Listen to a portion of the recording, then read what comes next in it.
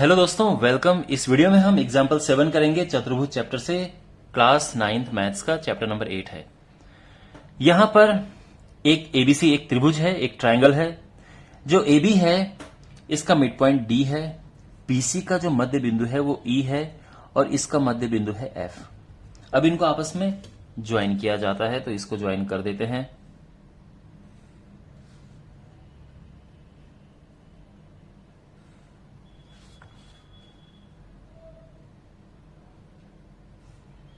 और अब इनको ज्वाइन कर दिया है, तो इसके बाद हमें यह प्रूव करना है कि इसको ज्वाइन करने के बाद ये चार त्रिभुज बन रहे हैं, एक, ये, दो, तीन और चार। और हमें यह प्रूव करना है कि ये जो चारों त्रिभुज हैं आपस में सर्वांग सम है, यानी कॉन्ग्रुएंट हैं। पहली बात यह है कि जो क्वेश्चन में दी हुई जानकारी है, गिवन इंफॉर्मेशन क्या है, देखो ये और ये बराबर है। कैसे पता चला भाई? डी अगर इसका मिड पॉइंट होगा तो ये इक्वली होंगे, ये भी आपस में बराबर हैं सेम रीजन से, और ये भी आपस में बराबर हैं सेम रीजन से। इतना क्लियर समझ आ गया? ओके।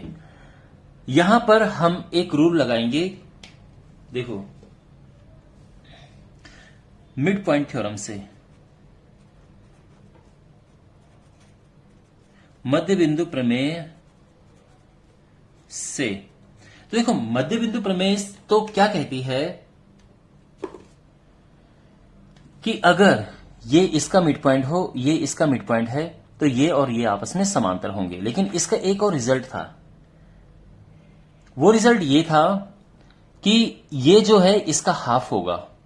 आप समझ रहे हैं? यानी ये इसका हाफ है, ये इसका हाफ है और ये इसका हाफ है। यानी अगर मैं बात करूं डी एफ की, तो वो होता है half of BC. Mid point theorem का जो मैंने टॉपिक समझाया था उसमें ये कंक्लूजन था कि ये इसका हाफ होता है, पैरेलल तो होता है लेकिन हाफ भी होता है। ये इसका हाफ होता है और ये इसका हाफ होता है। तो जो डीएफ है वो हाफ ऑफ बीसी है। ठीक है, अब हाफ ऑफ बीसी का मतलब क्या है?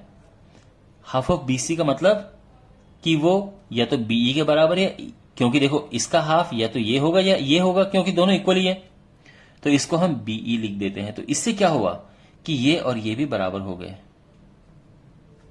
अगर मैं इसकी बात करूं ई एफ की, तो वो इसका हाफ है और इसका हाफ होने का मतलब ये है कि अगर ये एडी है तो ये भी एडी के बराबर होगा, यानी जितना ये है उतना ये है। और इसी तरह से इसका हाफ ये, यानी जो डीई है वो है हाफ ऑफ एसी, यानी ए एफ। तो इसका हाफ ये है और ये ऐसा हो गया है। अंडरस्टैंड? अब आप नोटिस करो इनको।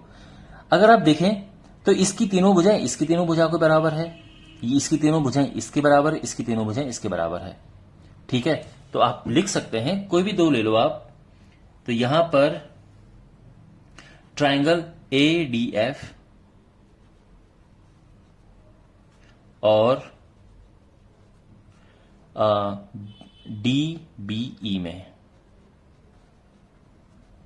फिर आप वही लिखेंगे कि ए डी बराबर डी बी है। ठीक है ना?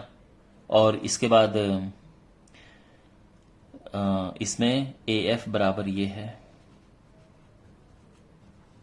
डीई और डी एफ बराबर बीई है।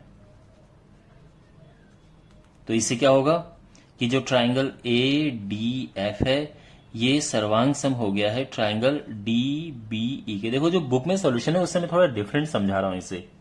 कौन से नियम से? साइड साइड साइड नियम से। अब इसी तरह से अगर मैं ये और ये लूं तो क्या होगा? जो ट्रायंगल डी बी ई, ये होगा ट्रायंगल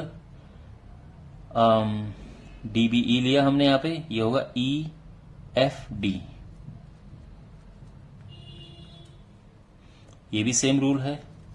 और फिर जो ट्रायंगल ई एफ डी है, ई एफ डी, ये भी इसके बराबर होगा एफ ई सी के, इसी के। ये भी सेम रूल से तो हो गए। तो इसीलिए चारों त्रिभुज सर्वांग सम है। अंडरस्टैंड? वेल, तो ये है सोल्यूशन, बहुत सिंपल सोल्यूशन है और आई होप आपको समझ आया होगा। तो मिलते हैं अगले वीडियो में। Take care.